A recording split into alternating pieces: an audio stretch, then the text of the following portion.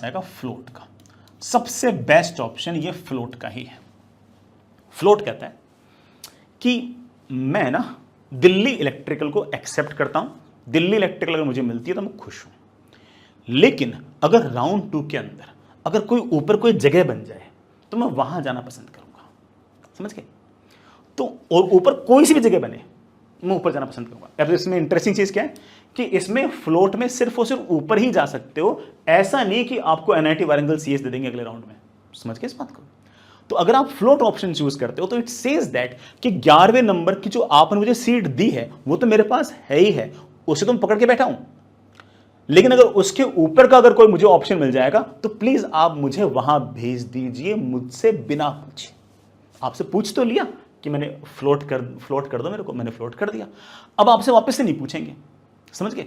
मान लो राउंड 2 के अंदर ऐसा हो गया कि आपको एनआईटी त्रिची के अंदर सीएस में जगह खाली हुई और आपको ना वहां सीधा आईआईटी दिल्ली इलेक्ट्रिकल से एनआईटी त्रिची में सीएस में भेज दिया। तो अब कोई बच्चा बोल दे कि सर मुझे तो एनआईटी त्रिची जाना ही नहीं था सीएस के अंदर। अरे नहीं जाना था तो आपने इसको ऊपर और इसे नीचे रखा ही क्यों?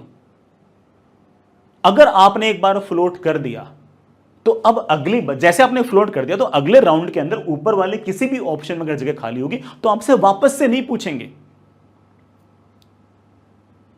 कि तुझे जाना नहीं जाना, अपने आप भेज देंगे।